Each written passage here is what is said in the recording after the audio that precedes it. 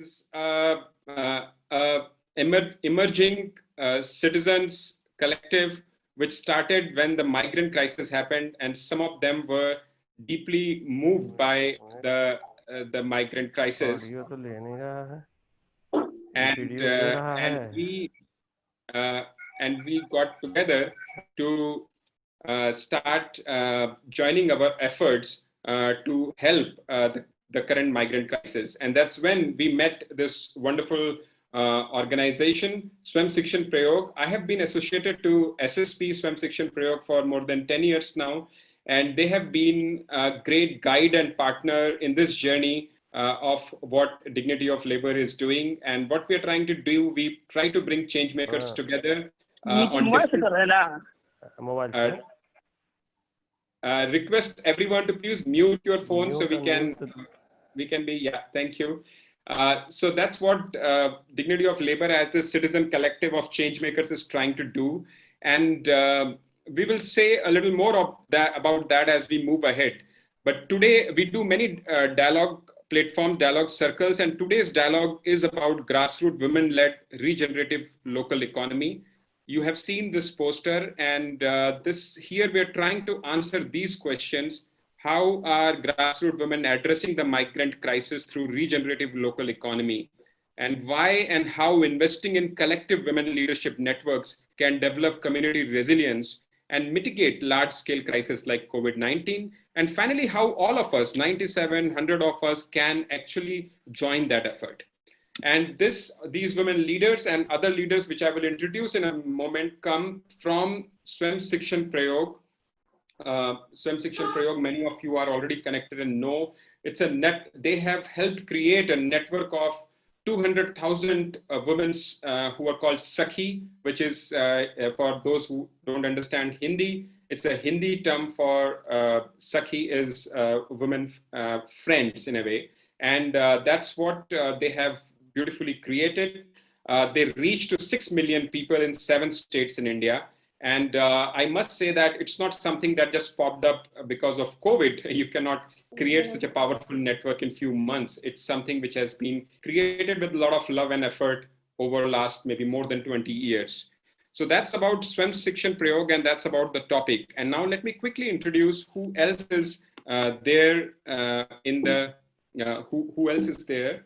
So for which, before that, yeah, we are on Zoom. So I just wanted to say that I just mentioned that when you're not speaking, please mute your microphones. Use chat to continuously share your insights and questions. And myself, Manish, and my colleague Nirvan Laha from Dignity of Labor, we both will be harvesting or taking out the questions which we will ask our speakers later. And last thing that we want to record this session. So, and the purpose of recording is that some beautiful stories are coming from women leaders, and we want to record for those who are not able to attend, who have requested, they want to watch it later.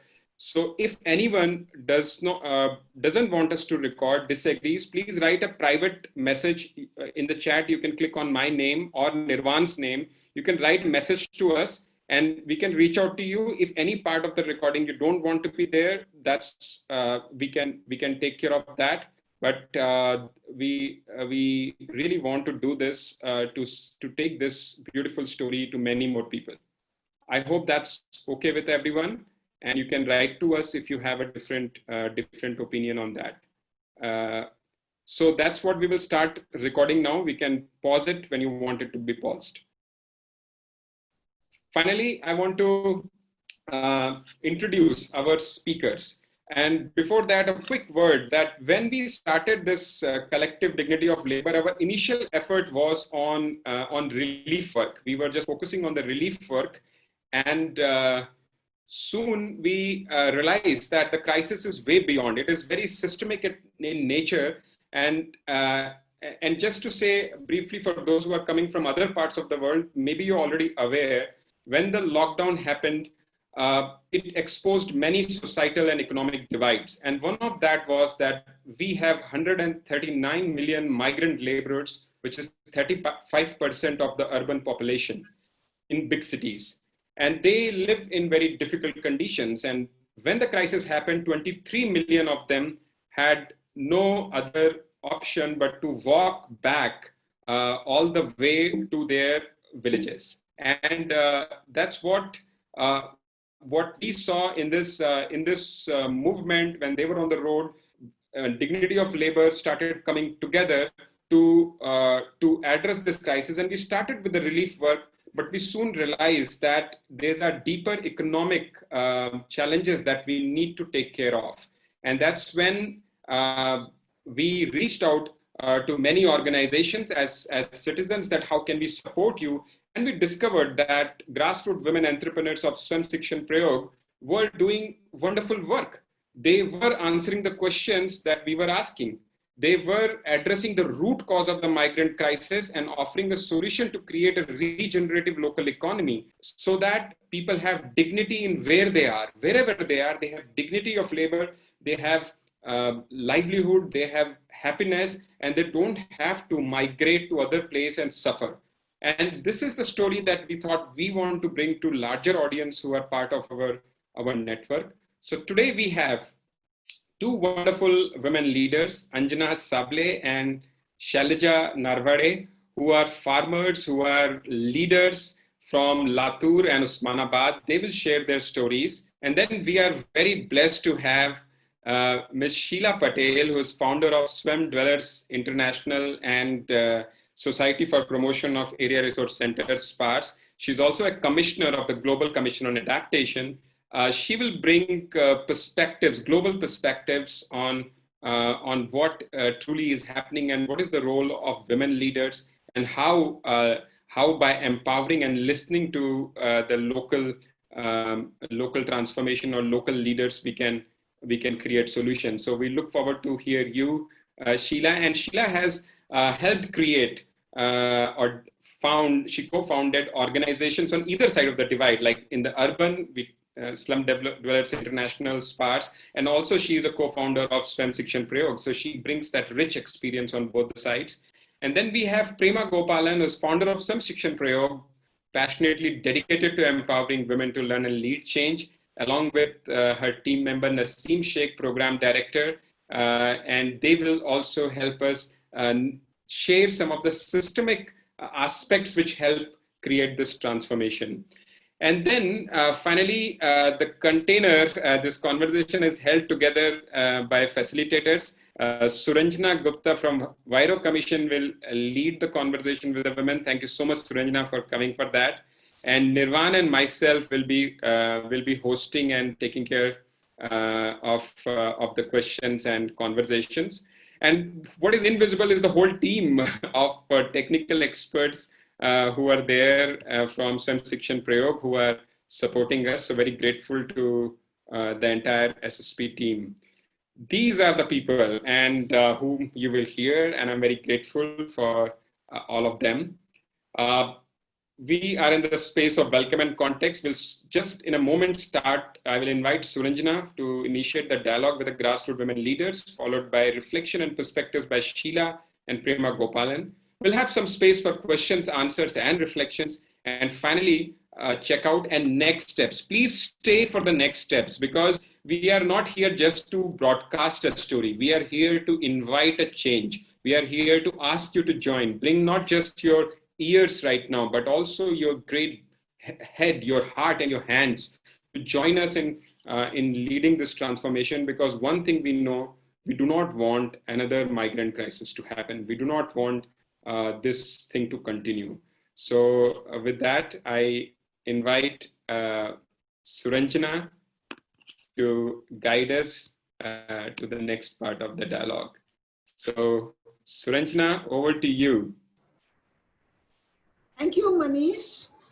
Good afternoon, good evening, everyone, and thank you for joining us this afternoon for this very interesting and really very important conversation. And I should also thank the Dignity of Labor Changemakers Collective and Swam Shikshan Prayog for asking me to be part of this conversation, because I think this is a very, very important and exciting conversation for all of us. So we are going to start by listening to two rural women leaders who are farmers in Latur and Usmanabad, and they are going to share their perspectives on how are they experiencing the migrant crisis, what are they doing about it, and we are going to hear after that from Naseem Sheikh, who's somebody who works with Swayam Shikshan Prayog in Osmanabad. She's on the ground every day working and talking to these women, and she has at least 20 years of experience doing this work. And finally, we are going to speak to two very seasoned activists, Sheila Patel and Prema Gopalan, who are leaders who have created not only the organizations that they work with in India today, but they are both global leaders who are also, I should add, mentors and advisors and friends to me. And I still continue to go to them for advice, and I'm constantly inspired by their work. So without further discussion, let me start by introducing and speaking to Anjana Tai. Anjana is a farmer from Latur district, and I'm going to ask her 2 or 3 questions. After she speaks, I'm going to give a very brief, short translation or interpretation of her, what she shares, and before I go to the next question. So we're going to spend the next 20 minutes speaking to Anjana, followed by Shailaja. So Anjana Tai. नमस्कार अंजना ताई, यहाँ आने के लिए बहुत बहुत शुक्रिया। तो सबसे पहले मैं आपसे पूछना चाहूंगी कि ये पुणे मुंबई से जो हजारों लोग अपने गांव वापस आ गए, उनके सामने क्या क्या समस्याएं थी शुरू में, और आपको क्या लगा ये देख के, और फिर आपने क्या सोचा, आपके संगठन ने क्या कदम उठाए? शुरुआत में जब कोविड का इफेक्ट शुरू हो गया और गांव की तरफ मुंबई पुणे से लोग आने लगे, तो गांव के लोगों को लोग उन्हें अछूत की बीमारी जैसे उनके साथ बर्ताव करने लगे, और उनका सामान तक उनके पास नहीं था। जहां उन्हें क्वारंटाइन किया गया था, वो रूम गांव के बाहर है, और उनके पास उनका जरूरत का तक सामान उनके पास, वो तो 14 दिन नहीं था, और बाद में भी उनका गांव में कोई नहीं था, खेत था, घर था, पर कई दिनों से वो वहां नहीं रह रहे थे। तो पहले तो उनका खाने का और आगे का कुछ नहीं, बस रोज कोई ला के दे रहा है और खा रहा है, उतना ही उनका। और इतनी विकट परिस्थिति थी कि एक महिला, मैंने देखा कि क्वारंटाइन सेंटर को जब मैंने विजिट किया, तो एक महिला, उसके छोटे बच्चे थे, तो उसके पास बिस्किट का पैकेट लेने के लिए तक पैसे नहीं थे, क्योंकि उनका बैग जो है वो जानवर के गोटे में पड़ा था, और बहुत हतबल लग रहे थे वो लोग। सब कुछ वहाँ सब कुछ अच्छा था, पर यहाँ आने के बाद गांव के लोग भी उनके साथ अच्छा बर्ताव न करने के कारण उनको जो मानसिक पीड़ा हो रही थी, वो उनके चेहरे पे दिख रही थी।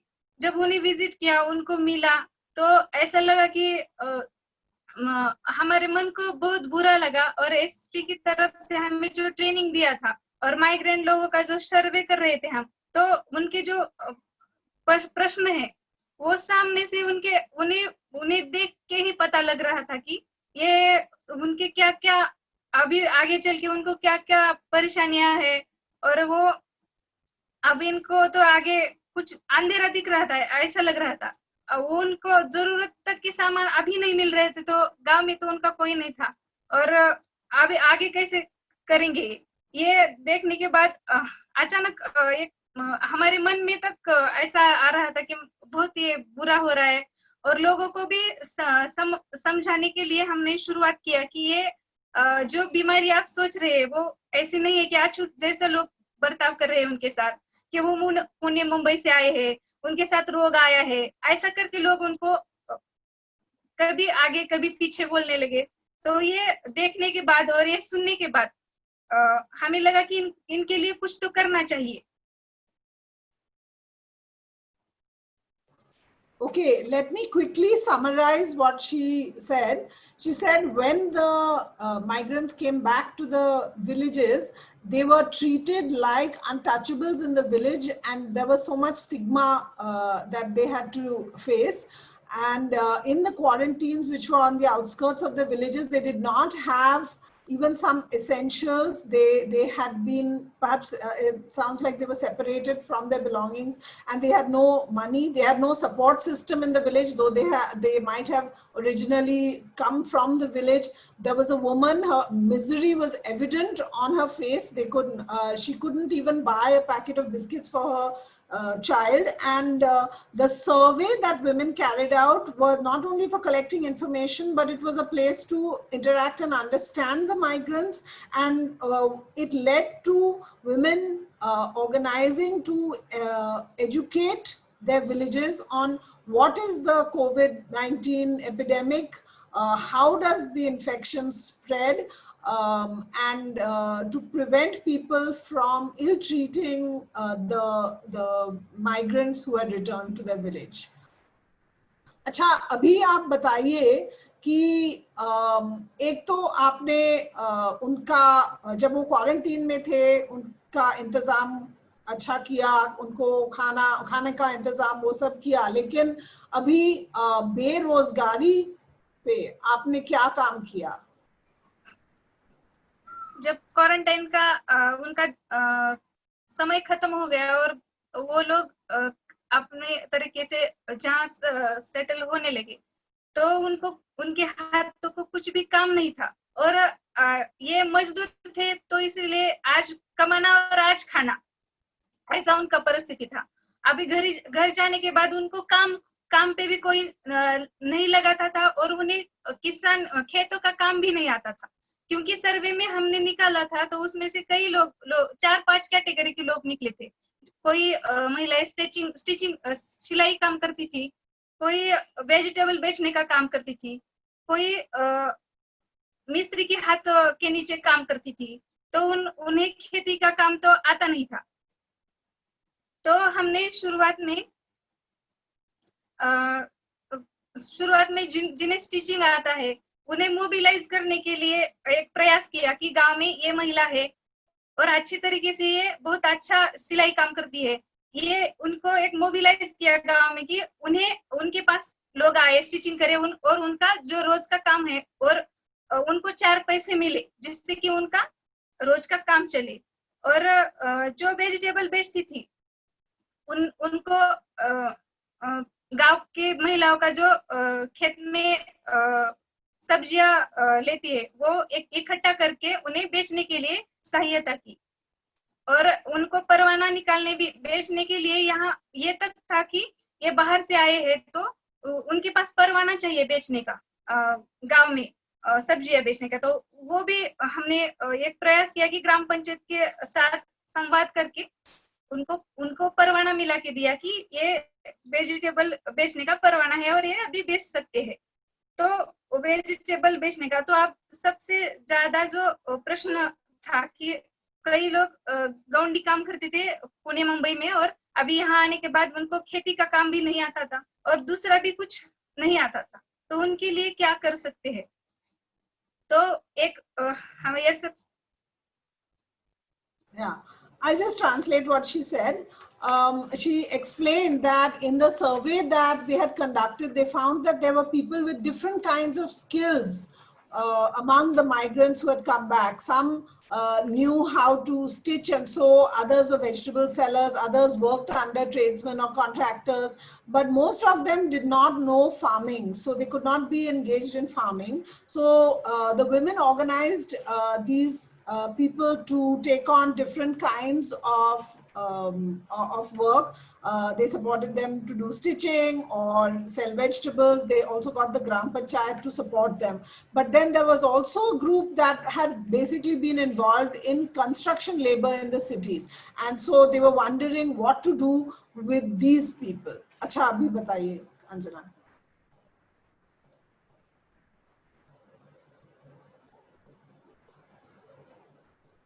अंजना, अभी बताइए, आगे बताइए। तो उनके लिए क्या कर सकते हैं, जो कि मिस्त्री काम करते थे तो उनके लिए क्या कर सकते हैं। तो उनका एक मीटिंग लिया कि आप 5 महिलाओं के साथ, और गृह बेटी दे के भी उनको पूछा कि आप क्या कर सकते हैं काम। तो वो बोले कि हमें ये मिस्त्री का कुछ भी काम लगा दिए तो हम कर सकते हैं, उसमें कुछ दिक्कत नहीं है। हम खेत में गए तो हमें खेत में भी काम नहीं लगा रहे तो हम ये कर सकते हैं। तो हमने पीछे जॉब कार्ड निकालने का भी काम किया था। तो हमें ये लगा कि महात्मा गांधी रोजगार हमी योजना जो है, तो उस योजना से इन्हें लाभ दे सकते हैं। और उसमें हमने 367 लोगों के लिए एप्लीकेशन किया। तो शुरुआत में ग्राम सेवक और ग्राम पंचायत के साथ मीटिंग लिया, तो उन्होंने बताया कि हम काम दे सकते हैं पर उनके सब डॉक्यूमेंट लेके दीजिए और हम उन्हें जॉब कार्ड निकाल के देंगे। तो जॉब कार्ड निकालने में तो पहली दिक्कत ये थी कि उनका आधार और राशन कार्ड नहीं था, जिनके पास वहां भी नहीं था यहाँ भी नहीं था। उनका सुलभ था निकालने के लिए, क्योंकि उनका उधर का नाम कम करना नहीं, कुछ नहीं। तो शुरुआत में तो लॉकडाउन था और आधार कैसे निकाले, राशन कार्ड कैसे निकाले। तो हमने ग्राम पंचायत के साथ भी संवाद किया और डिस्ट्रिक्ट के ऑफिस में भी एक विजिट किया। महात्मा गांधी रोजगार हमी योजना का जो डिस्ट्रिक्ट का ऑफिस है, वहाँ के ऑफिसर्स के साथ एक मीटिंग किया। और मीटिंग में उन्होंने बताया कि अभी ये हो सकता है कि महाई सेवा केंद्र जो है, हर गांव में जो बड़ा गांव होता है वहाँ महाई सेवा केंद्र होता है, वहाँ हम ऑनलाइन आधार और राशन कार्ड निकाल सकते हैं। तो हमने ये पहले एक गांव में शुरू किया कि महाई सेवा केंद्र के साथ संवाद किया और हम ये अभी निकाल सकते हैं। तो हाँ, ये अभी निकल सकता है। तो हमने 367 लोगों का आधार और राशन के लिए ऑनलाइन एप्लीकेशन किया। Thank you. मैं जरा अंग्रेजी में बता दूं आपने क्या कहा। So she says that for those who were ready to do unskilled work, they thought that it was best to apply for work under the government's National Rural Employment Guarantee Program, which is the government's flagship social protection program. And they met with the village council or the Gram Panchayat in order to find out what the procedure would be. And it's important for each person who gets work under this program to first have a job card. So there's a long procedure related to getting job cards for people. So the women went to various places to first make different kinds of government identification cards, had to go through a number of procedures. They were blocked at several levels. They had to find out how to do these applications online. So they went to the district offices, the village offices, administration in order to get these identifications done, and finally got the job cards done and have enabled more than 300 people to be employed under the National Rural Employment Guarantee Program. तो बहुत बहुत शुक्रिया Anjana, thank you. अभी मैं शैलजा से कुछ सवाल करना चाहूंगी। शैलजा भाई नमस्कार, आप हैं? हाय मैडम, नमस्कार। अच्छा, नमस्कार। अच्छा, तो आप अपना वीडियो दिखाने वाले हैं? ठीक है, नमस्कार और बहुत बहुत शुक्रिया यहाँ आने के लिए आज। आप मसला गांव से हैं, यहाँ पे हमें दिखाई दे रहा है, आपके बारे में कुछ बातें लिखी है, मनीष जी ने शेयर किया है स्क्रीन पे। और 10 साल से आप महिलाओं के साथ, सखी नेटवर्क के साथ और एसएसपी के साथ काम कर रहे हैं। अच्छा, अभी थोड़ा सा ये बताइए कि आप जो काम कर रहे थे वो काम आप कोविड के पहले जो काम कर रहे थे, आपने जो सीखा वो किस तरह से आपने इस्तेमाल किया ये बेरोजगार लोगों के लिए काम दिलाने के लिए? आपने क्या कदम उठाए? और आपका भी बात मैं आपको रोक के थोड़ा सा मैं अंग्रेजी में बताऊंगी और फिर आपको दूसरी सवाल करने वाली हूँ, ठीक है? तो बताइए। नमस्कार मैडम। नमस्कार। मेरा नाम है शैलजा श्रीकांत नरवड़े। मैं उस्मानाबाद डिस्ट्रिक्ट से बात कर रही हूँ। जब हमारे गांव में लॉकडाउन लगा, पहला लॉकडाउन लगा 20 मार्च को, उनमें से हमारे जो गांव को जो लोग आए थे माइग्रेन के लोग, उनको लोगों को क्वारंटाइन किया था स्कूल में। वो लोगों के साथ बर्ताव तो अच्छा नहीं था, लेकिन हमने जो गांव के लोगों को बात की और उनको जन जागृति की कि उन्हें बोलो कि वो एक मानसिक ये है हमारे, छोड़ दो, ये हमारे लोग हैं, अपने हैं, उनको जो क्वारंटीन किया है उनको तो अपना ही समझना चाहिए। ये हमने सबके दिलों में बात शेयर करके उनके बता दी। और जब उनको क्वारंटाइन के दिन खत्म हुए तो उनको क्या दिक्कत थी कि उनको क्या करना और हम रोजी रोटी की क्या करने चाहिए, ये उनके दिल में बहुत ये था।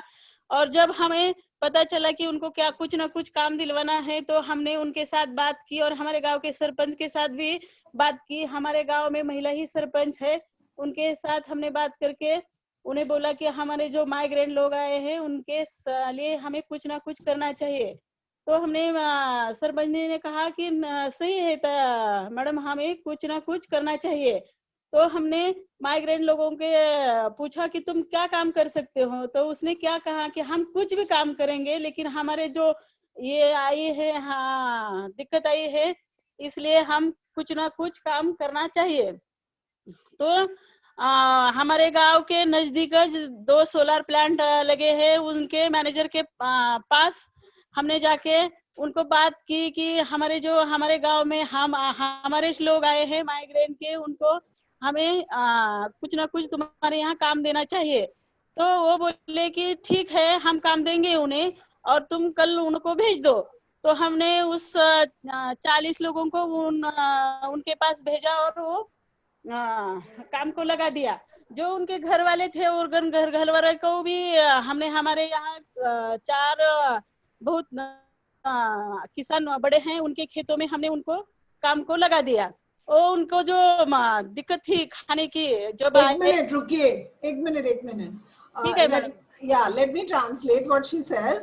So Shailaja says, similarly, the migrants who returned to the villages were treated very badly by the communities, and her first task was to get the communities to accept the migrants who had returned as their own and to support them. And they went to the Gram Panchayat, where there's a woman leader, to say that we have to support these people and we have to find work for them.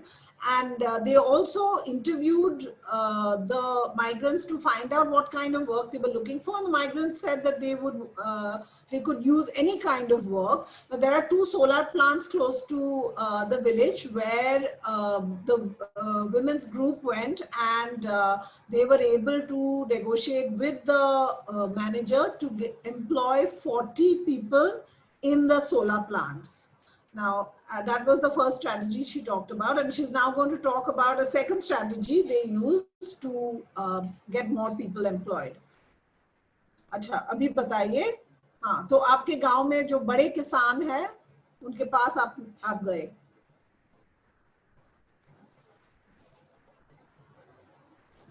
हमारे गांव में जो बड़े किसान हैं, उनके खेतों में हमने जो उनके घर वाले थे उनको काम पे लगा दिया।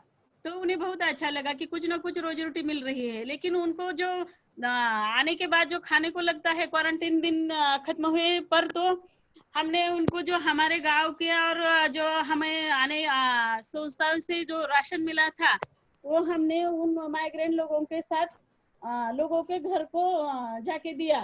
तो उन्हें बहुत अच्छा लगा कि हमें एक 10 दिन का और 20 दिन का तो हमें राशन मिला है और हमें काम भी मिला है।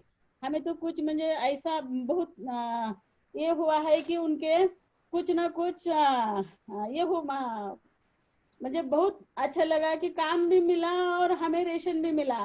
तो हमें इन जो आपत्ति आई है हम पर, वो हमें आपत्ति से लड़ लेंगे। तो उन्हें मुझे बहुत अच्छा लगा कि जो दिन है वो हम कैसे न कैसे काट लेंगे। ठीक है, The second strategy she's speaking about is that they went to big farmers who are big landowners and asked them to employ some of the migrants as labor in their farms. And at the same time, the women also collected food rations and distributed them among these migrants so that making sure that they had enough to eat. So now she's going to come to a third strategy that she used. Selja, आप ये बताइए तीसरी जो आपने ये जो किसान थे उनके लिए आपने क्या किया? किसानों के साथ तो बहुत दिक्कत आई थी, क्योंकि जो वेजिटेबल खेतों में उगाते थे, इनका वेजिटेबल बेचता नहीं था। क्या करना, ये दिक्कत बहुत आती थी, क्योंकि हमारे गांव में 40 महिला जो है वो भाजीपाला लगाते हैं। वो महिलाओं के साथ बहुत मुझे ये आया कि क्या करना और इस आपत्ति में हमें क्या करना चाहिए। तो हमें लगा कि जब आप हमारे पास आपत्ति आई है तो हम ये करेंगे कि जब बेचता नहीं है, जब कोई सब्जियों के ये नहीं है, लॉकडाउन की वजह से हम किसी मार्केट में नहीं जाते और नहीं बेचना चाहते, ये होता है, तो हम इनका बीज करेंगे और बीज करके हम सब बेच देंगे। तो ये किसानों को बहुत अच्छा लगा। जो हमारे महिला किसान है उन्होंने बोला कि ठीक है मैडम, हम करेंगे ऐसा। तो हमने 16 प्रकार का बीज जो महिलाएं हमारे गांव के हैं उनके साथ वो बीज हमने कर दिया। वो 6 महीने का बीज जो हमारे खेतों में निकला है, उनको हमारे महिलाओं के एक करके ये गट्टा किया और उनको पैकिंग करके ये पैकिंग हमने बनाई है। इनमें से 16 प्रकार का भाजीपाला बियाना है, वो सब ऑर्गेनिक है। सीड्स बैंक हमने बनाए हैं।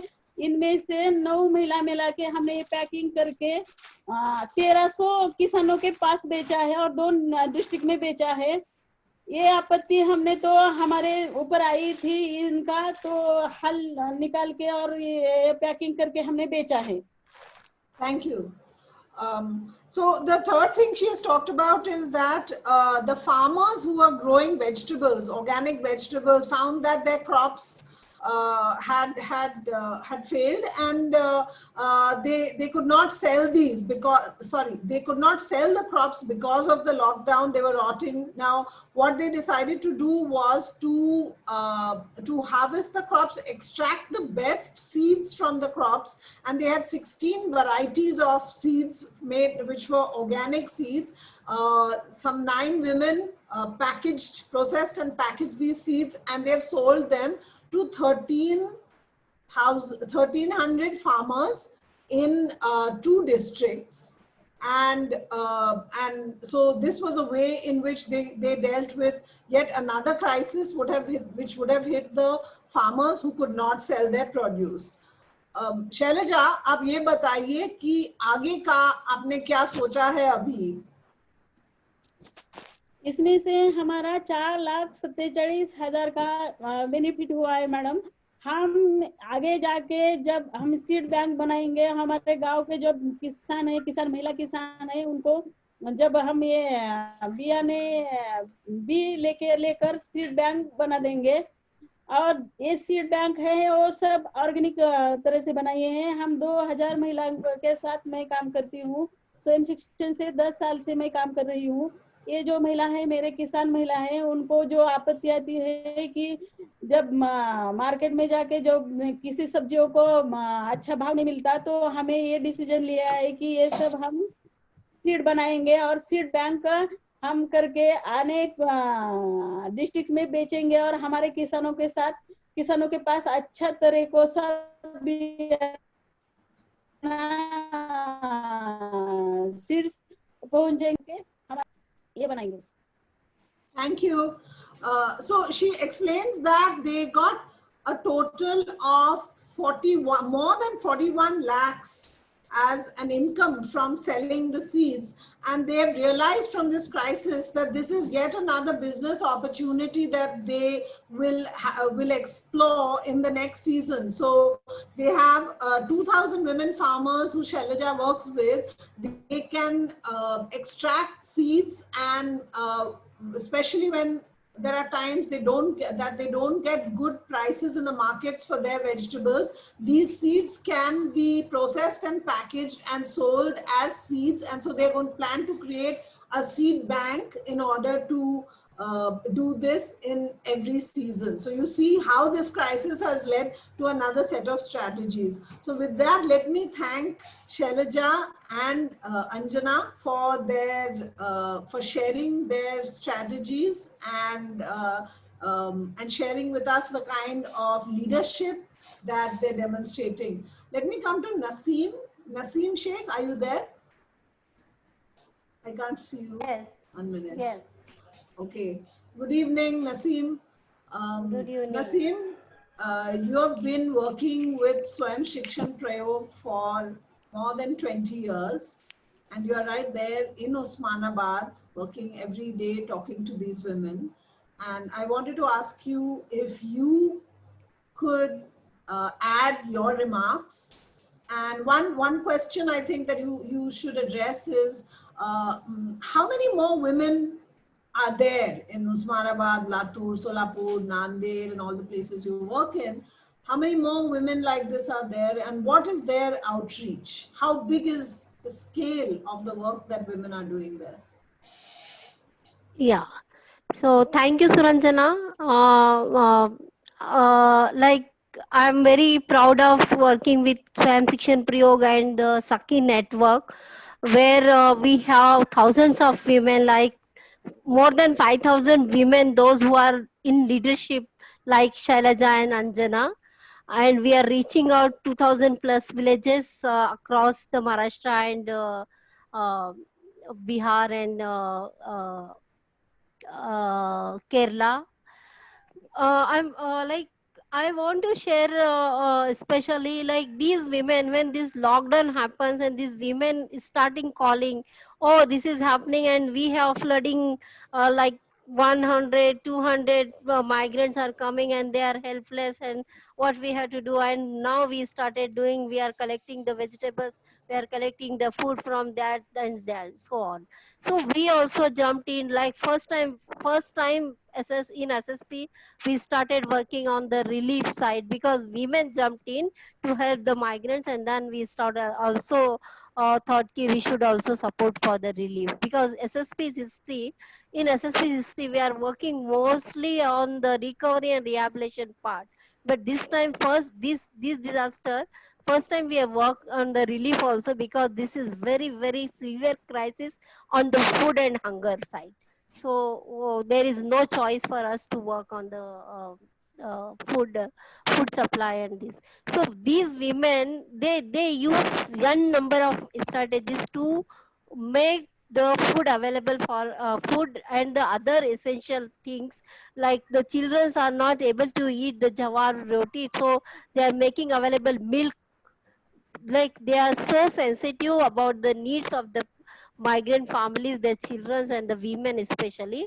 So uh, we especially, I want to remark two things. One is like, during this crisis they are trying to help through the food and all, but they made courageous work and they reach out to the officials, and 23,000 of families access free ration, and they are applied for the ration card, which is a legal identity for these migrants. So this is one remarkable work which our women is did. And the second thing, which is like more than 50,000 migrants are employed across 4 districts of Maharashtra, where they are issued job cards online, as Anjana shared, and they are into the job and they are starting earning 100 200 rupees from MREGS program and the various strategies which women are did. So I especially want to request these women are able to do, because they are organized, their various capacities are built in the previous disasters. Like if we can go to Shailaja's, Shailaja started walk into the drought, when the severe drought of Marathwada in 2012 and 12 to 15, there is a big crisis. So these women learned from that drought situation how to deal with the crisis and how to overcome and help each other. So this is I want to say. Thank you so much, Naseem. So I hope people registered. So the number of people who have been supported by these women, 23,000 people got ration cards so that they can access free rations, but also later the subsidized food grain from the public distribution system. And 50,000 people have been assisted to get employment through the National Employment Guarantee Scheme. So thank you so much, Naseem. And with that, this one segment of our discussion is closed. I hope that you have got a small glimpse of the extraordinary leadership that these women in rural areas are demonstrating in the work that they're doing every year. And I'm sure you registered the fact that there are hundreds of more women like them who are reaching out to thousands of households. So with that, let me go to the next segment. Or are we taking a break just now? Manish? Yes, Suranjana, thank you. I think we have heard two really powerful stories, and very grateful to you, Suranjana, for also helping us translate it. And there were a few questions which came. That's great. We will have space for more questions, but maybe what we want to do, because when we hear these powerful stories of how these women actually first of all felt with an open heart what is happening, what is the suffering of a migrant laborer who has been almost the system, which all of us are part of, that system has thrown them out of their livelihood and jobs, and they're coming back to villages. So that's a beautiful sharing by these two women. So I will like to create a moment of stillness, 60 seconds of stillness, because when somebody shares, we take it. There is a lot of inhale, but if you don't exhale that, then we are not ready for something new.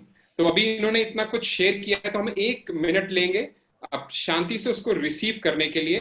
तो I will invite you. It's a 60-second practice. You can either sit where you are sitting, or you can also stand and stretch. क्योंकि जिससे कि हम continue करें, सिर्फ 1 minute के लिए मैं अपने अलार्म लगाऊंगा. I will put an alarm for a minute. So what I want us to do is to either sit or stand or stretch, whatever you want to do. Just take a moment to take a deep breath and let go.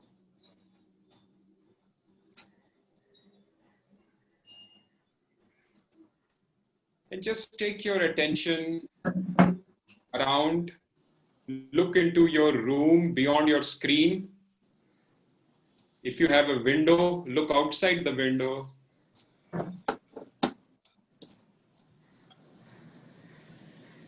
Become aware of your feet, your back, your shoulders, and the space above you.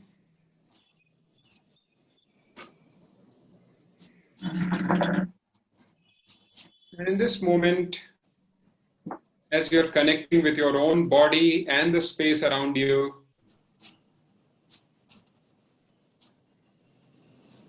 reflect if you have what touched you the most when you were listening to these women, their stories and translation by Suranjana.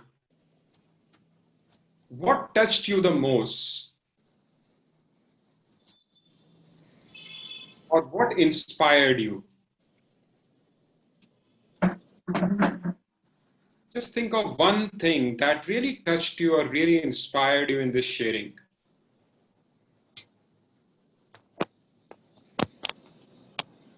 And also, if you have a question, so what I invite you to do is to, if you can, write your inspiration, whatever touched you, whatever inspired you, जिस भी चीज ने आपको प्रेरित किया. Write a sentence or few words in the chat.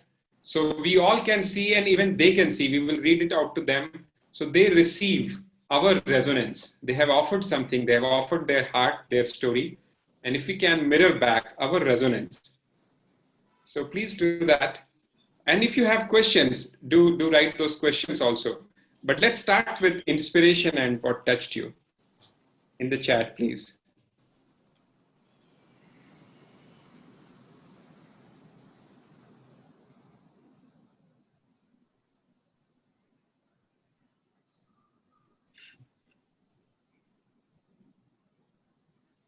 Resourcefulness and self-sufficiency, amazing resilience, creativity, and collective strength. The resilience to find solution despite the situation. Empathy, resourcefulness, innovation. Collective action. Community well-being through thought in tough times. Getting 23,000 cards and 50,000 job cards during the pandemic is an effort which is not easy to accomplish. The possibilities, very touched by their determination, their grit to apply for Aadhaar card. The seed bank will be good initiative to get grant. Dedication and respect for fellow human being. I so connect with that. This is what we mean by dignity, dignity for the fellow human being. Capacity building and community participation, sheer determination, amazing. Being accessible to everyone, power of solidarity, powerful women leadership, filled in the role of local government. So more is coming, and I will just say, दोनों महिलाओं को आपने अंजना जी and आपने जो आप दोनों ने जो इतना अच्छा काम किया उसके लिए लोग लिख रहे हैं कि किस तरीके से अंजना जी और शैलजा जी आपने एक दृढ़ता से दूसरों के दुख को समझते हुए काम किया. So thank you so much. And now I invite Suranjana again, if you want to say a few words before taking us to the next piece. Suranjana. I just want to reflect on one point which I think Naseem mentioned, and she said women are able to do this because they are organized, and I think that is something that perhaps we will hear a little more about in this next segment. But I think that it's not a small thing to organize hundreds and thousands of women, to mobilize communities, to change the ways in which they think, and to build the kind of solidarity that is sustained over time and through many ups and downs and crises. So I think that's something remarkable that we need to reflect on further. Okay, let me now call Sheila Patel to the stand, virtual stand as it were.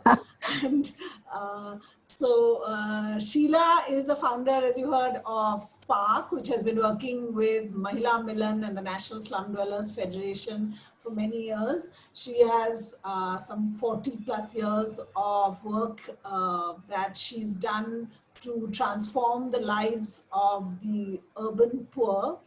But and she's also someone who is a founder of the Slum Dwellers International, a global movement of the urban poor, and she is currently serving as one of the commissioners on the Global Commission on Adaptation, which she'll tell you something about also. And so Sheila, I mean, in some sense, this experience is part of the legacy of the Latur earthquake, and you have been very much involved with SSP right from its founding, and I think because you've seen the way in which it began, when women organized to, as part of the reconstruction process, to rebuild their communities. And you've seen SSP and the Women's Network grow and flourish. I think it would be interesting to hear from you. And it would be also interesting to hear from you because your urban work is on, in some sense, the flip side of this migrants crisis. So your reflections, Sheila. Thank you, Suranjana. There are too many founders around here. And when you put me on the stand, I don't know if I'm a witness or I'm the perpetrator of a crime. Okay. So first of all, I am absolutely delighted to be listening to this because I have very deep and old relationships with Swayam Shikshan Prayog. And I think I want to start off by saying that Prema is a founder of Spark. And she used to work in Spark. And she chose to work in rural Maharashtra in the beginning, especially in Latur, Usmanabad, and other places, in order to support local NGOs working there on women's issues with livelihood challenges. And this was in the late 1980s, early 1990s. And then when the Latur and Usmanabad crisis of the earthquake happened, it just shattered everybody because for 600 years, nobody had had these kind of experiences. So it was a unexpected, unanticipated, and also a crisis when there was no strategy to address any disasters at that time. And I think what our urban work and our rural experience helped Prema and me to do is to look at the disaster, not just in the form of doing rehabilitation and retrofitting and those kind of relief things, but to look at ways by which this relief process could be transformed into a development intervention. So the relief moved into a strong development process. And the work that SSP was given at that time was to work with over 1,000 villages in Latur and Usmanabad, which were to be retrofitted. And that's how the concept which we had developed in urban areas of forming communities federated into a city federation, into a state federation, into a national federation, and subsequently as STI into an international federation.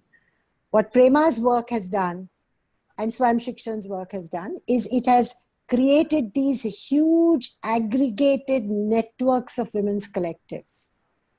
And the politics of that process is nowhere more powerful than in all the development challenges that we face.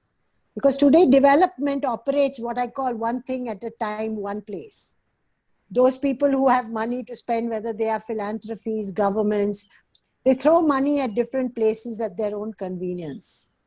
But there's no overarching, complete coverage, or at least a strategy to complete coverage that produces demand, that produces sustainability, that produces learning networks, which are critical because one project doesn't change poor people's lives.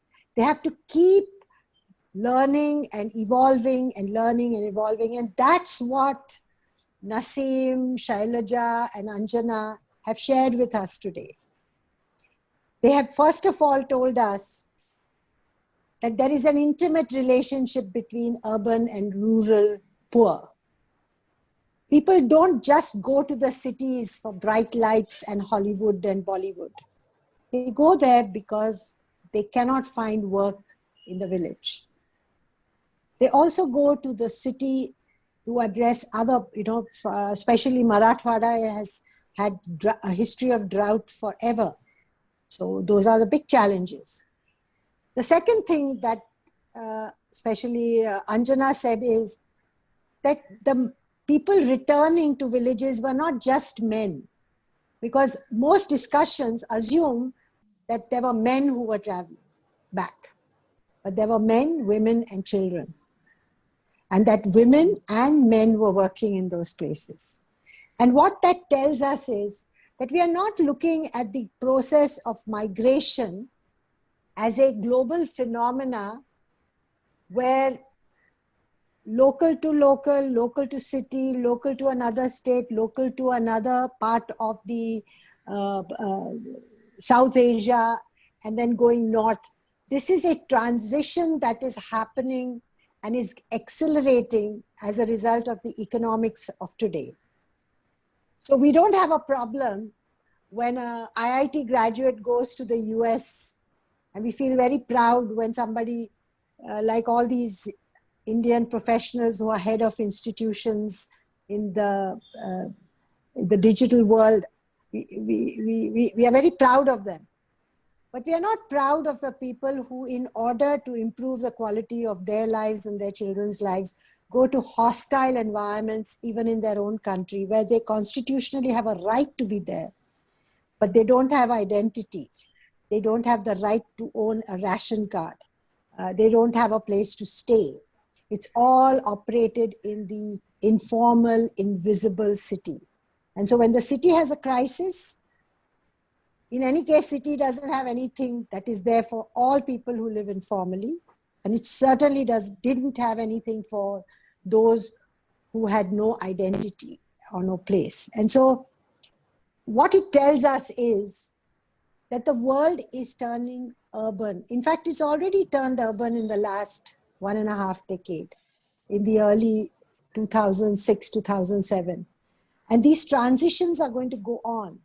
And we have to give individuals, families, neighborhoods, communities to go where they can find work, where they can find better health, education, and where their aspirations will improve.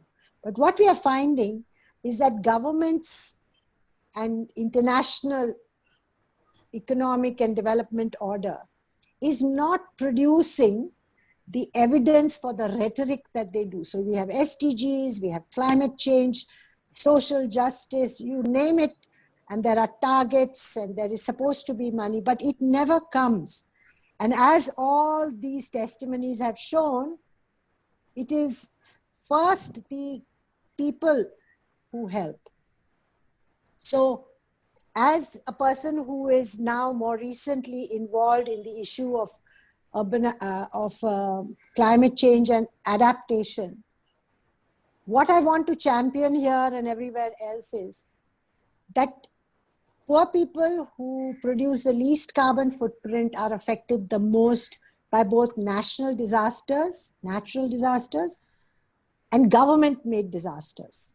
And therefore, their right to demand things from the duty bearers is what these large aggregated groups can do. The ease with which both these women talked about going to their sarpanch, going to the district office, digitally getting things for these community people, demonstrates a practice that is oiled, familiar, and standardized. You can't do this one thing at a time. You can't reach 100, 200, 500,000 people and families if you don't have a machine that orchestrates all this and where people respect who they bring into this process. So one of the things that a lot of people who are working on the issue of migration are saying, just like you have Aadhaar card for everybody, that should be accessible and recognized regardless of where you are in the country. It shouldn't be fixed to a location.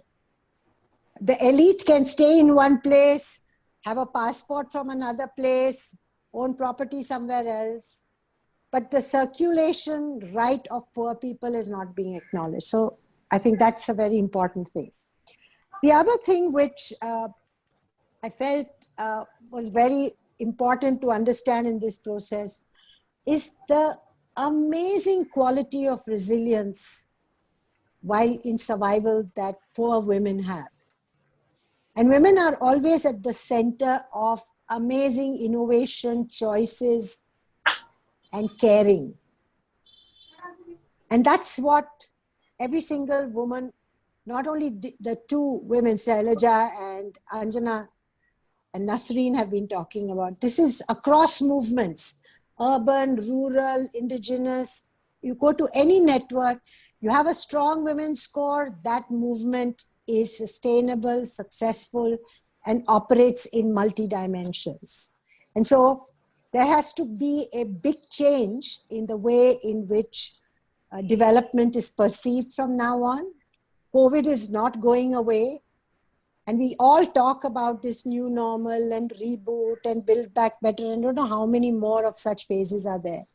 But the point is that the architecture of development is flawed. It's 18th and 19th century dated stuff. These kind of women's organizations, leaderships have to sit on the design table with people who bring money, bring power, bring decision-making and policies. Only then can we have such levels of transformation, and where innovation that begins like the seed bank comes out of a crisis. So I'll stop here, Suranjana, but I'm just delighted about this. So this is what I'm going to say. I've been invited as a commissioner to speak at World Agriculture Week for African farmers and food providers. I'm going to talk about this. Thank you so much. Okay. Great.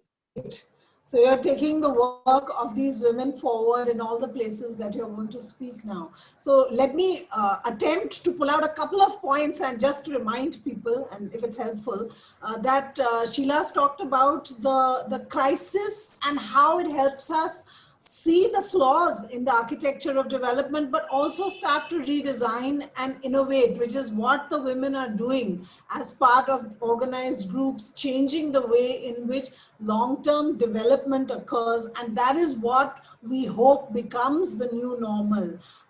She's also talked about this idea of women going to the panchayats and administrative offices as being part of a reiterative practice, something that they have been doing for a long time that gives them the confidence to keep doing it. And that is such an important part of what they have learned through their work. And it cannot be done suddenly in a crisis. It needs to be something that has been done again and again, and the practice has been refined by these women. The third thing that I heard was this idea which represents a policy recommendation. We have to have portability on social protection programs and schemes for the poor because they are constantly moving around. So it can't be something that works for poor people only when they are in one place. So portability on social protection and poverty reduction programs is the third. And lastly, of course, the role that women play, because I think there is an assumption often with those who who do not work with women, and they do not see women's issues as connected to the larger communities. They feel that women deal with things that are only for women. So here you can see the ways in which women's innovations, women's aspirations and their work concerns the community as a whole. So with that, let me move to our final speaker today, Prema Gopalan. Prema, it's a great pleasure for me to be able to introduce you on this panel. I have known Prema for at least some 25 years. And as I said earlier, I'm someone who, whenever I need some advice or discussion, picks up the phone and talks to Prema. And what I find amazing with the work that she does is that she's always she's not just a thought leader, she's somebody who is constantly operationalizing new ideas, and she is someone who is constantly engaged in the project of learning and promoting learning. So Prema, the thing I wanted to ask you was, what did you learn from the work that women are leading in Osmanabad and Latur and the other places that they're doing this work? And help us understand, what do you want us to learn from this? What do you want us to go home with? Thanks, thanks, Suranjana, and thanks so much, Sheila, for bringing in all our years and years of connection, both of you. And we do have some friends. I just want to mention their their names. We have Chitra and Sunita here with us. So I think this journey for me has been, and today, really very personal. But Suranjana, to answer your question and to say that whenever there has been a crisis, or when SSP has wanted to start working in any new sector, whether it's the you'll see the close connection between crisis and our work in the sectors. Yeah. So when it was the time of the drought, 2014-15, we really looked towards to women. So listening to women is, for me, the post-COVID work has absolutely brought the point back that if you listen to women and carefully observe what they're doing, like Anjana and Shaila said, they in turn are the eyes and ears for SSP. They in turn have talked to the migrants. They have looked at how they have looked at what is the pain of these migrants, what are the problems they're facing, and particularly what women are doing, what men are doing. So academically, you would call it gender disaggregated kind of analysis. So they have listened, they have analyzed the problem, and they've moved into action. So this has been really amazing to me. And as Sunita is pointing out in the chat, it's not possible without the collective action and power. So empowering women, one by one, we have seen is important. Each woman has to get her full potential on leadership. But being part of a collective, and post-COVID, I almost felt that in March, we were really confused because I think all of us were pretty much in a shock state with the lockdown and the impact. But when we started phoning our women leaders on the ground in more than 500 villages, they rapidly gave us an assessment of how many migrants have come and how they had mobilized food and rations for more than 12,000 families. We did an online campaign from SSP and could reach out to 500. But I think what's remarkable is the sense of being in a solidarity network, which embodies the values of selflessness, caring, as Sheila was saying, but also being able to move into community action in convergence with the local governments. That for me was a very remarkable part this time, post-COVID. We've had repeat experiences of disasters, and we've been part of rebuilding and recovery earlier, as Naseem was saying, after massive earthquakes, after droughts, and after floods.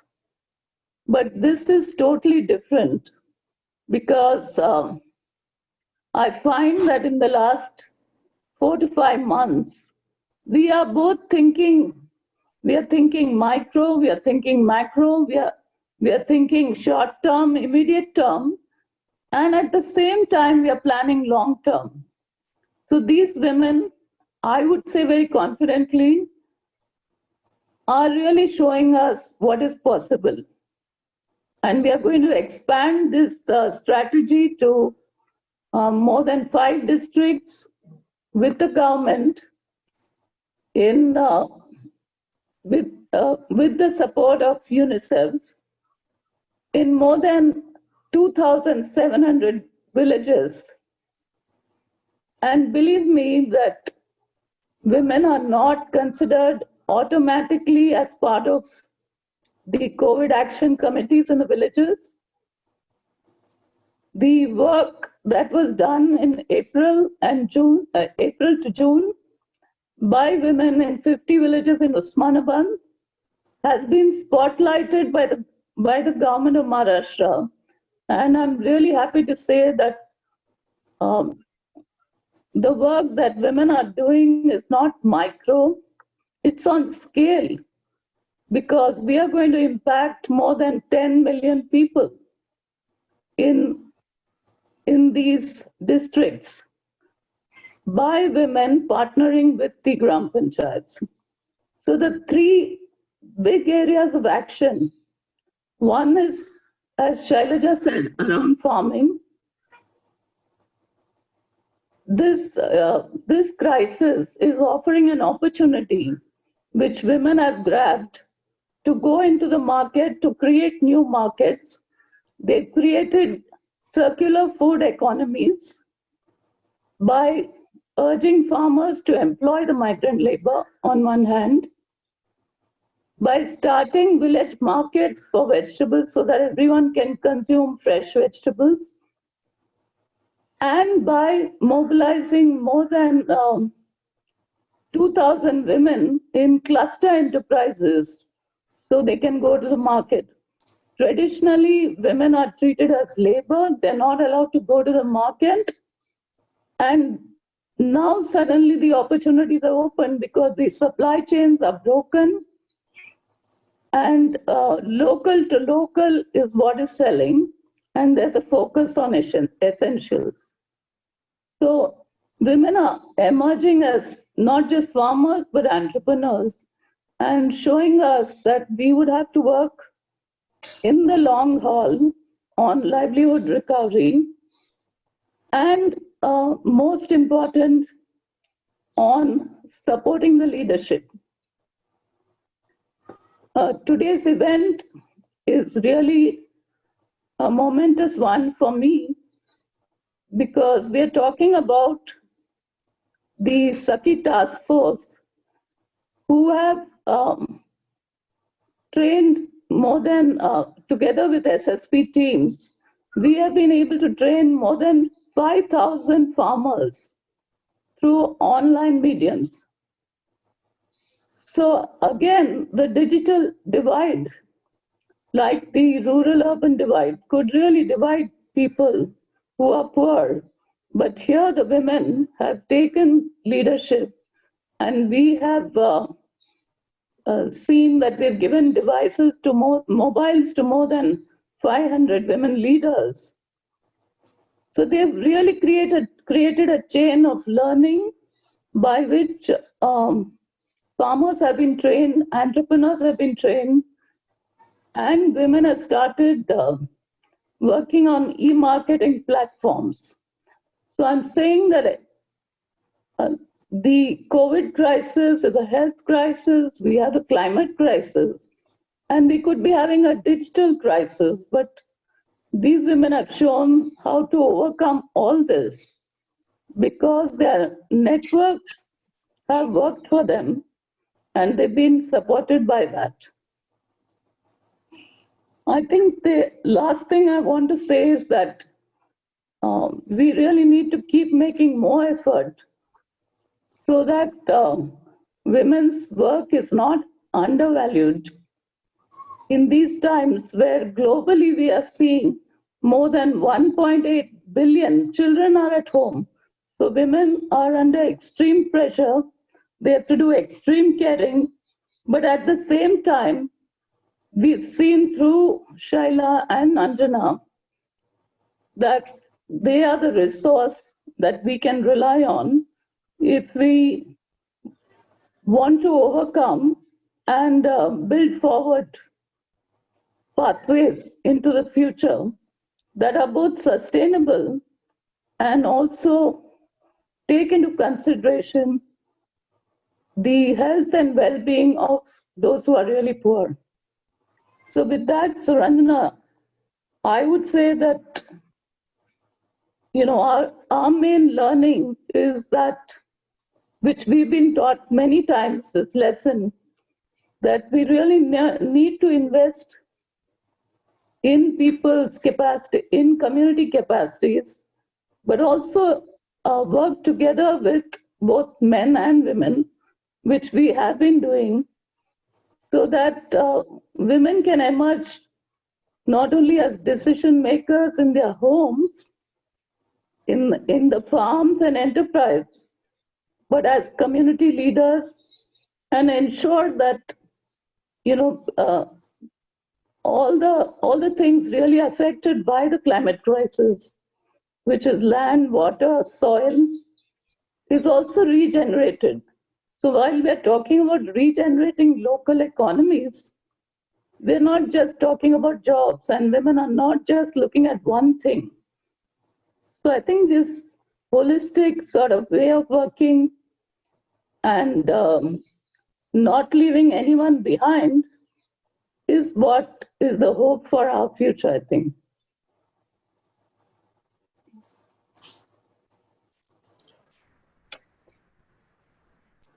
Thank you so much, Prema. It was really wonderful to hear you share so many rich lessons. There's so much learning in what you have shared just now. I really can't summarize anything, but I will only end by saying that this has been a very enriching and deep discussion that has touched on so many critical aspects of women's leadership and what women are doing to bring about transformative change in this moment of crisis. So with that, let me thank very much Anjana, Shailaja, Naseem, Sheila, and Prema for a very rich discussion, which we will have to listen to and reflect on much more to fully grasp and internalize all that you have shared. But let me hand over now to Manish to take us to the next segment of this discussion. Thank you. Thanks, Suranjana. Thank you so much, Suranjana. Well done, Suranjana. I so resonate with that, Sheila. I think that it's a beautiful skill to be able to weave important stories together, and really appreciate that. So I would I would like, and I want to also thank all the people who are writing beautiful encouragement for women leaders and summarizing what they are hearing in the chat. So what I want us to do before we go to this open space, which Nirvan will guide us, I invite all of you to take a moment with me to stretch, because digital world makes us sit. So just to come fully in our body, and then we get into engaging. So if you can, I would invite you to stand, and if you can't, then you can do it sitting. And what I want you to do is to really stretch. So you can feel your hands reaching up and your feet going down, and hold that place, hold this space. आप सब मेरे साथ कर सकते हैं इस वक्त, बहुत अच्छा अगर आप करेंगे तो if you imagine your feet have roots, आपके पैरों में जड़ें हैं और वो नीचे जा रही हैं, that you're really connected to the earth. And also imagine that your hands are reaching out to the sky. और आप इस वक्त आसमान को और जमीन को जोड़ रहे हैं. You are connecting the sky and the earth. So just feel your backbone. Your spine is fully alive and long. And then let your hands come on the side. Now let it stretch. Whether you're standing or sitting, feel this stretch also. कि दोनों side आपके हाथ खुले हैं and your heart is open. Feel your open heart and imagine that you're connected in a big circle with 120 plus people who are there on the call. Feel this connection. And all the possibilities of the world can happen. Feel the connection to these women, to their communities, to the migrant laborers, to each and every soul who is suffering. Feel, bring them into your heart.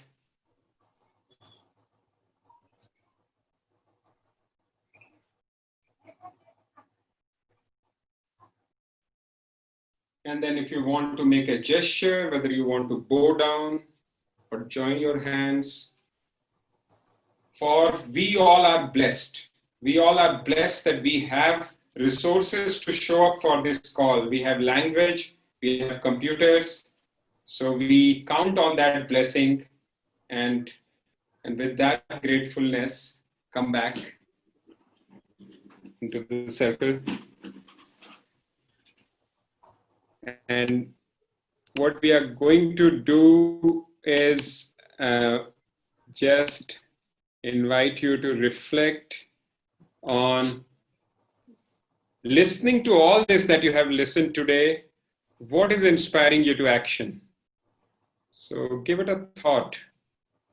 You may like to share in the chat or not, maybe in your notebook itself, but just give it a thought.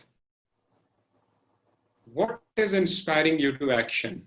How would you like to contribute, collaborate, support, or start something new? Whatever that is. Just give it a thought.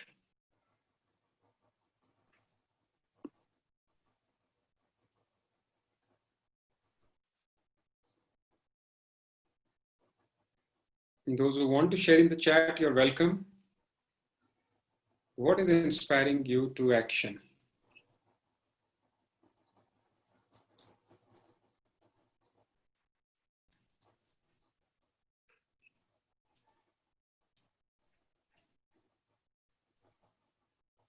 And then the second question with which I want to also bring my friend Nirvan, he would guide us.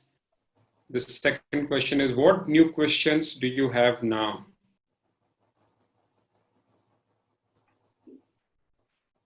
Any question that you have for any of the speakers, and reflect on that. And with that, I would like to invite Nirvan. Over to you, Nirvan. Thank you. Thank you, Manish. And thank you so much for the mindfulness practice that you always do. I hope it's as relaxing for others as it is for me. Thank you for that.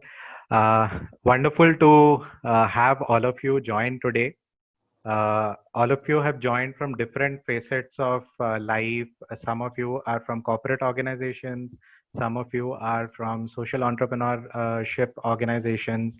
And some of you are here because you probably are not related to this sector, but something in the invitation has moved you with respect to collective women leadership, local economy, and how you can contribute in that. Somewhere the story has connected with you. That's why you're here. So while we listen to these wonderful women leaders from the ground, and while we listen to Sheila and Prema, while we hear their stories and we get to learn something new, I am making an invitation here to all the participants to also engage more deeply with the topic of the conversation in our own spheres of life, in whatever capacity we are working on, whether we are a corporate looking at opportunities to make impact on society, or whether we are social entrepreneur firms who are looking for partnerships, or whether we are citizens looking to do something about what we see around us, the migrant crisis, or if we are passionate about women leadership. So with that in mind, I invite you to engage deeper with us with Swayam Shikshan Prayog. And I would like to share a link in the chat, which I've just posted. This link will take you to the website of Swayam Shikshan Prayog, where you can support these women leaders. These people who, in the words of Sheila, these are people who, when they come together, their power is it just increases manifold. Like she rightly said, what an organized force of empowered women leaders can do is really remarkable. That was demonstrated by the stories of the two women leaders from Maharashtra. So please, after the session, do go through this link. You can invest in these women leaders by providing investment support in terms of loans, which go into the enterprises of agripreneurship or social enterprises that these women leaders are taking up. Or you can also choose to donate to SSP so that they can keep empowering more women through the Saki task force and keep strengthening this process. So that was my invitation to all of you. And I would like to now move on to the question and answer part of this session. So we had invited all of you to drop in your questions in the chat section. We have harvested some of those questions and I will be putting them to the panel. I may not be able to take all questions, but my attempt is to take as many as possible. So yeah, here goes the first question. The first question is from somebody called Asia Zoom. The question is, what assistance did the local authorities or the panchayat provide to the returning migrant workers? That is one question. And I'm going to club it with another question, which is asked by Ramya Haldankar.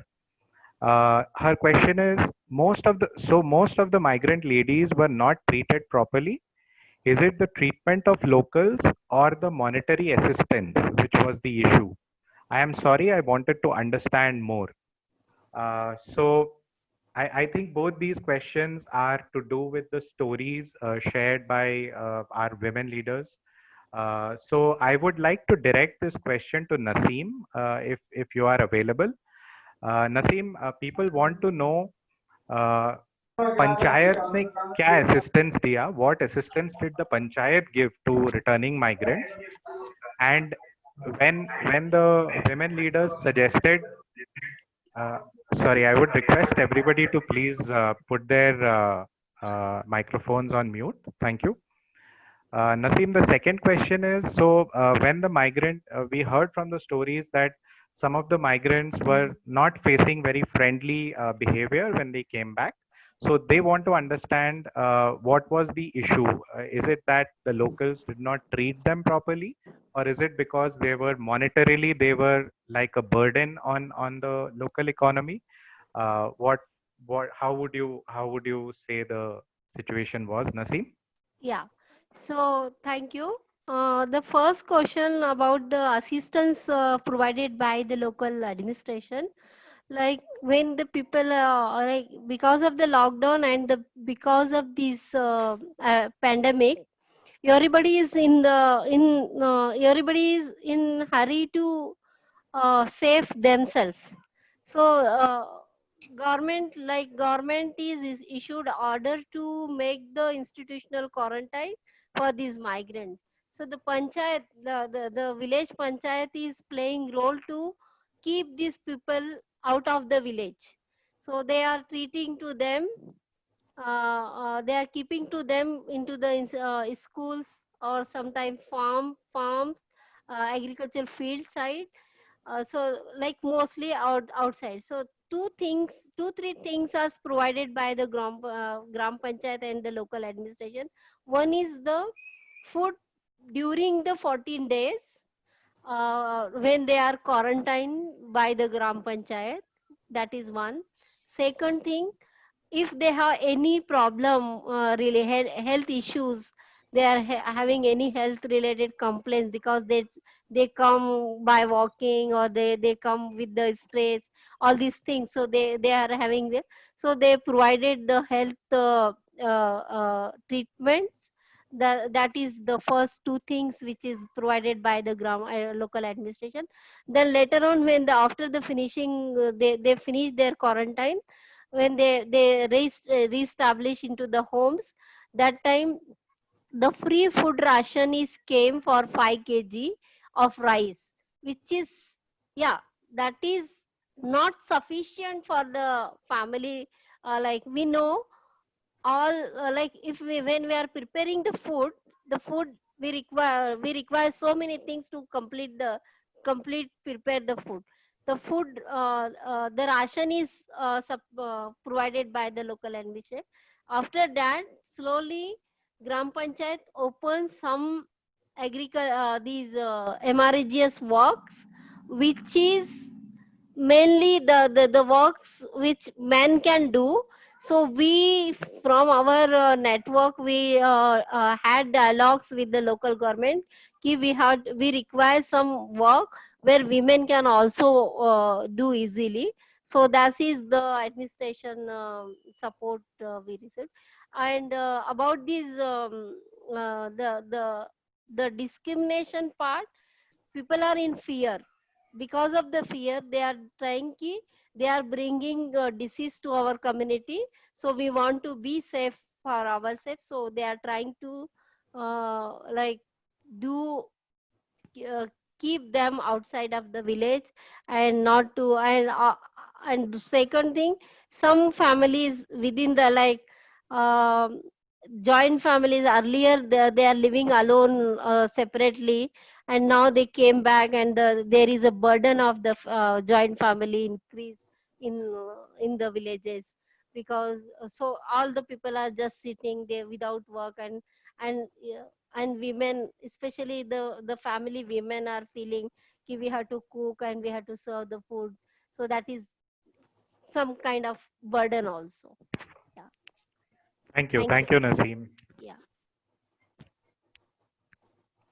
So Ramya ji, I hope your question was answered by Naseem. Prema, I have a question for you. Mr. VC Nadrajan from Kanyakumari, he says digital technology helps in remaining connected and facilitating redress mechanisms during times of crises. SSP's Saki task force demonstrates the same. So Prema, would you like to say a little bit about how technology and SSP teams focus on digital technology and the ability of women leaders on ground to absorb and use it? How is that impacting the work at the ground level, and how is that multiplying the efforts being made on the ground? I think it's quite amazing. Actually, we use both offline and online. So because we have a network that reaches up to the farmers and the most vulnerable groups in the community, we have expanded our leadership 10x in these 3 to 4 districts and Bihar and Kerala, because while earlier we used to rely on one leader to convey the information, to call meetings, and to share information, to share knowledge. Now, because of the social distancing and the demand for information from the women, from the farmers, entrepreneurs, because everyone does feel they need to connect and collaborate. We have 10 leaders in the village, and each of them talking to 4 or 5 women. So we formed a chain of structures which go both horizontal through WhatsApp. Our women leaders like Shailaja and Anjana are busy creating Zoom links and Google Meet links, completely amazing. And they have their leaders collectives sharing even pictures from their families, staying in touch basically on a personal basis, and also on sharing knowledge through Zoom and this thing. Many of our leaders, because of a lot of data has to be collected on the migrants, on the work and social protection. And as I said, we are in a huge project to support government systems in 3 districts. They have even gone to the extent of learning Excel. They're sharing Google Drives and so on. So it's been a pretty amazing time.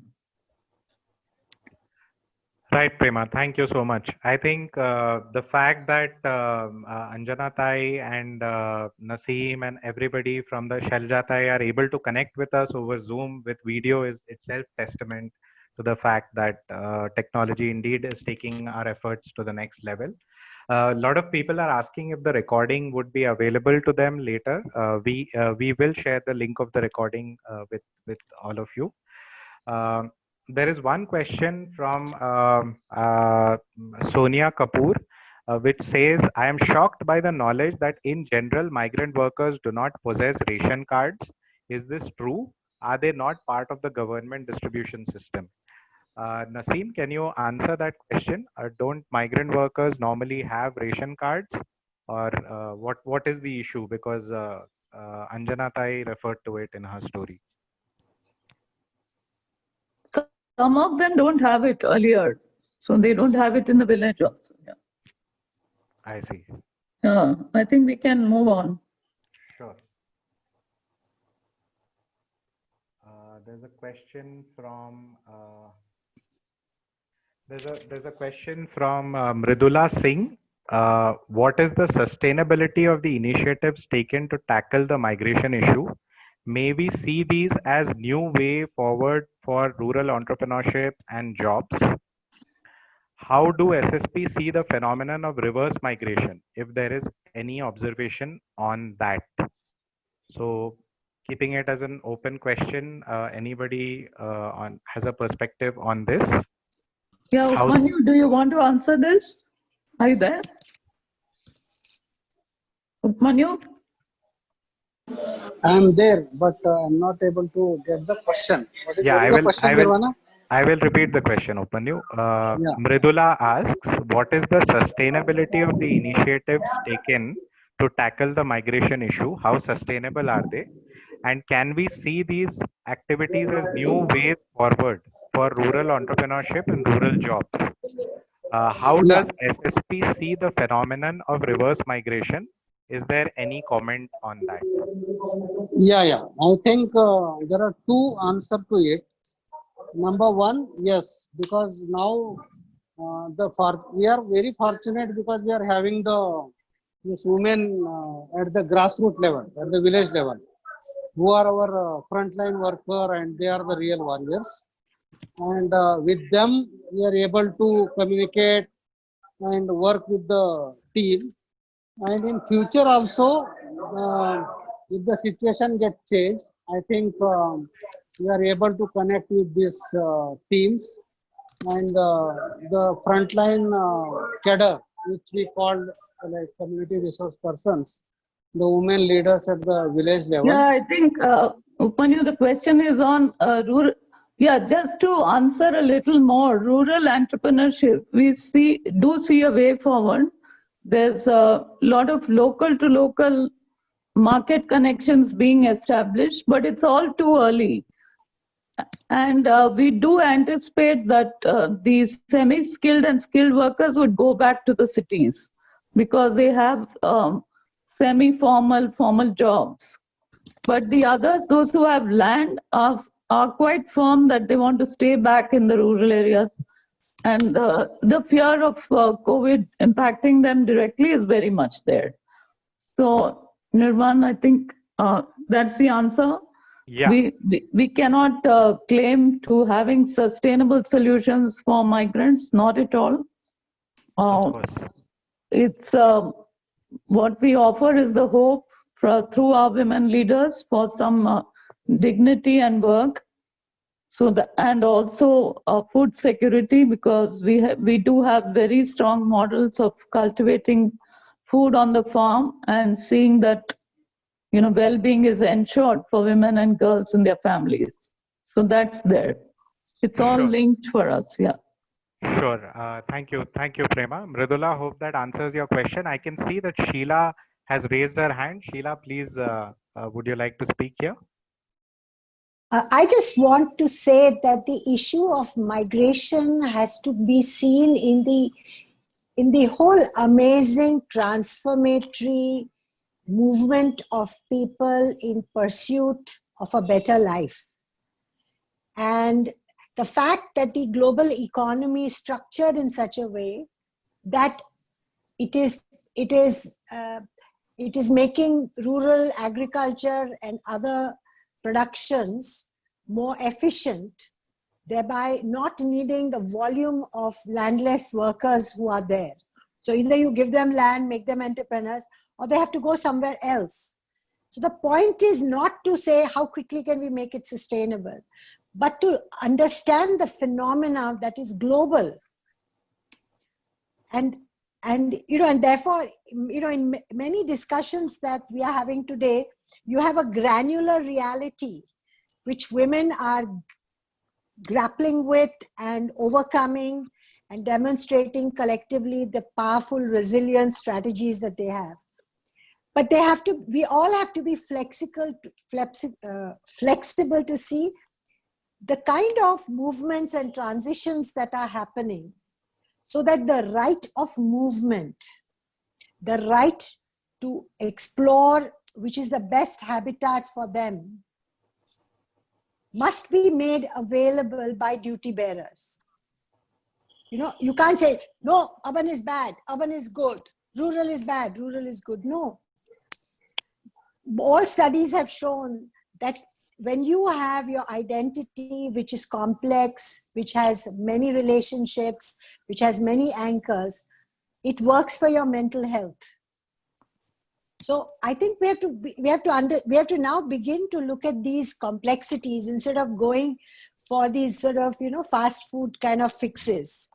So sustainability is a long-term issue where you have to see trends, you have to see processes.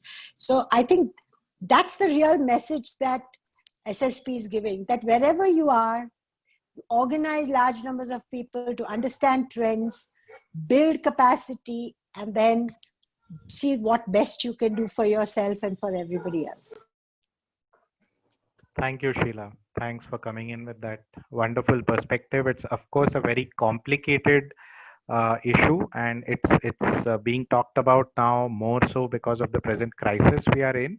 But as you have said, it's a very complex issue, and it's a matter of providing agency to people more than anything else. I'll just take one last question in the interest of time. The call is scheduled to end at 6:30, 9 minutes from now. So I'll just take this as the last question. Two people have asked regarding this. One is Shruti and one is Namrata. Shruti says, how can women-led solutions collectives help mitigate the climate crisis?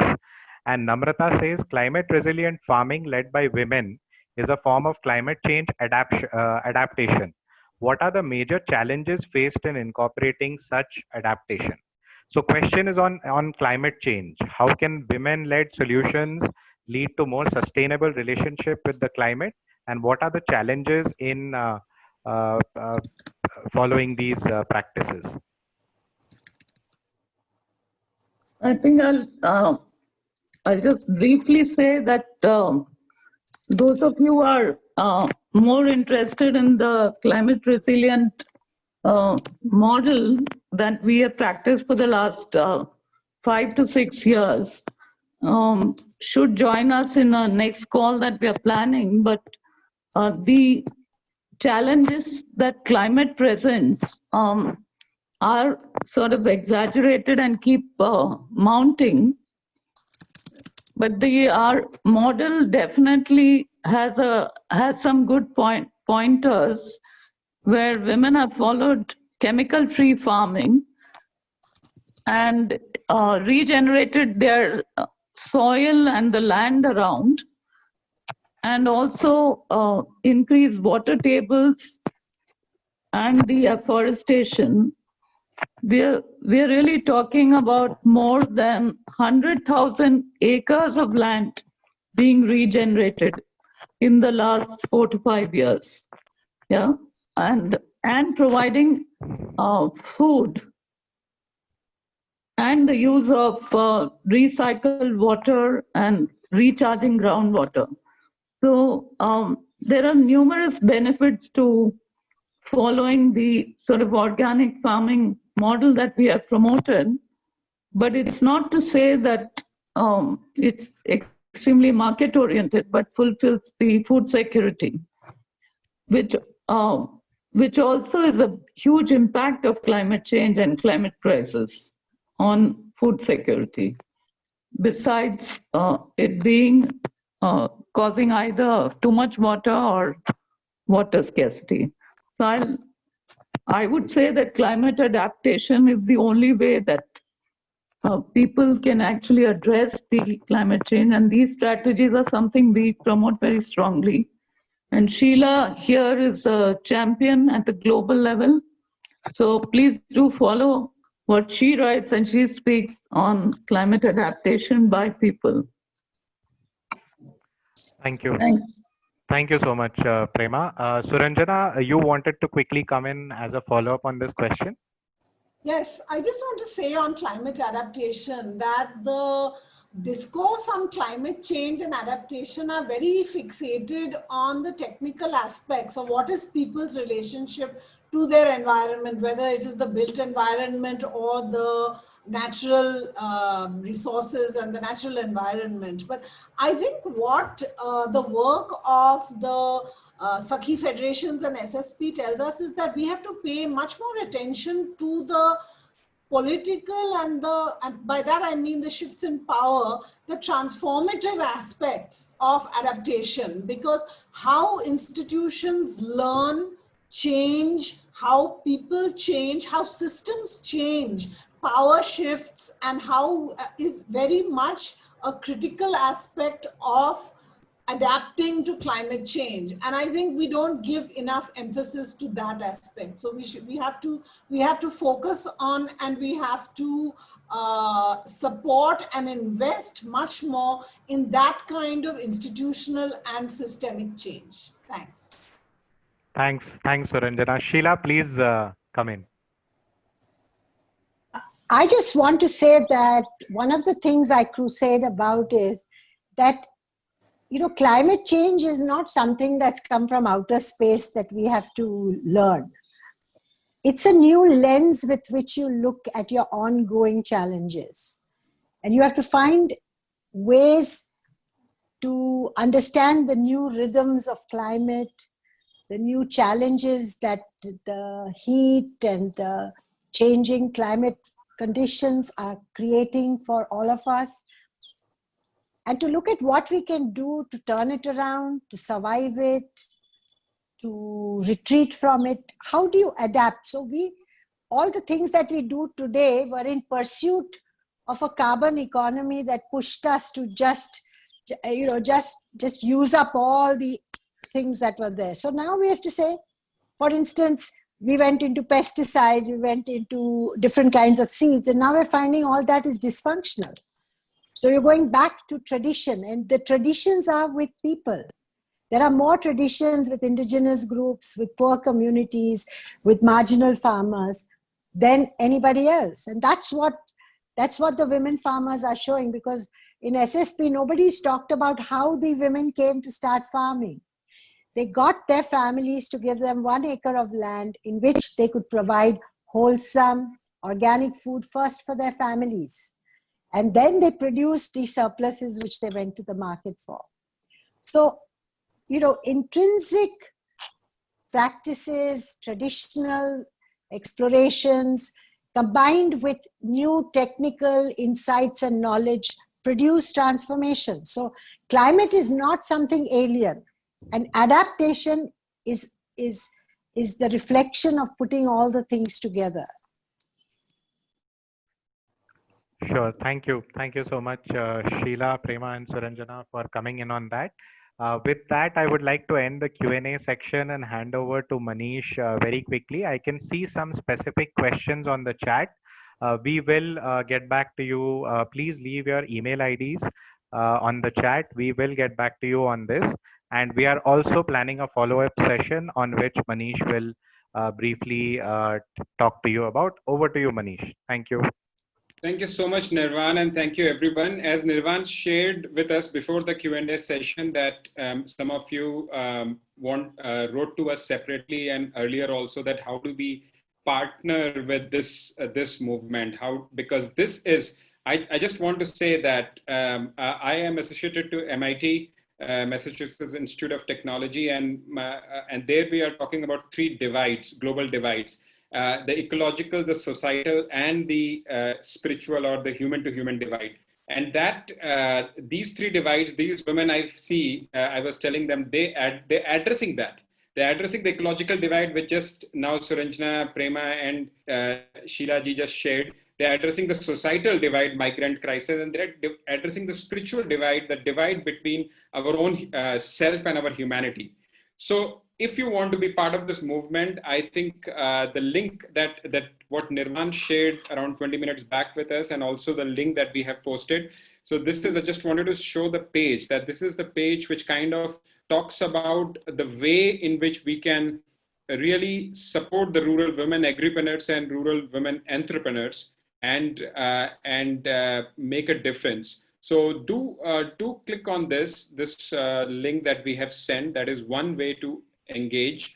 And the other is also that if you still have questions and you want to go deeper into this, then next week, same time, next Sunday, we would be hosting another follow-up conversation for anyone who wants to partner. Some of you said, I want to partner in the seed bank. I want to understand. And you will be coming from any part of any sector, because there is so much more to be done and so much more that all of us can contribute. So with that, I just want to thank you. First of all, मैं महिलाओं को धन्यवाद कहना चाहता हूँ कि आपने इतनी अच्छी कहानियाँ लाएं और अपनी पूरी इतना कुछ हमें सिखाया. So I'm very grateful to the women entrepreneurs who have shared their stories, to Sheila for bringing her rich experience and insights. Each sentence that you said were like penny dropping for me. And Prema for helping us see through and see the systemic complexity and opportunity in this crisis. Naseem ji, to you also for bringing those insights. To Suranjana for beautiful weaving of these stories and bringing that what's up there into ground. You just helped that land. And I'm very grateful to the entire team, Upmanyu, Nirvan, Chandran, Lakshmikant, Anshum, all of them who are working behind the scene. But most important, I'm grateful to each one of you who took your time on a Sunday. And this show gives us hope that you have a commitment to see this transformation happen and leave no one behind. So very grateful to you. Please continue to be engaged. Visit this website, which we just shared, and drop in and maybe pass this link to anyone from your team who wants to come next week, where Upmanyu and Nirvan would host that to help us translate our insights into real grounded action, so that the spirit that has arisen in us is actually translated into the ground reality. So I just want to thank you, and it's already time. So maybe what we can do, you can unmute yourself for a moment. All of you can unmute and kind of say, if you want to say goodbye, so that we know. Thank you. Thank you. Thank you. Thank you. Thank you. Bye. नमस्कार नमस्कार समस्त को नमस्कार. नमस्कार. Thank you. धन्यवाद. धन्यवाद. Thank you so much. Thank you. That's good. Inspiration. धन्यवाद. चलिए सबको धन्यवाद. Thank you. Thank you.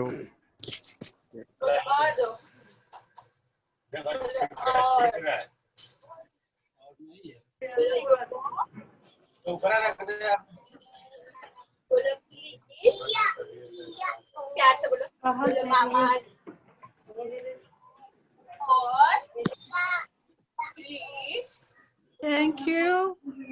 Thank you. Thank you. We have a young Greetings from Kenya. Mohammed Noor also.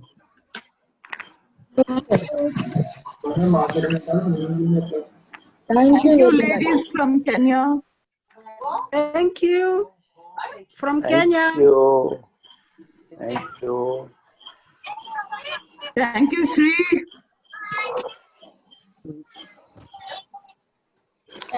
Thank you, Prema. It was great. Thanks. Who's that? Sanjay. Sanjay, lovely. Thanks. Okay.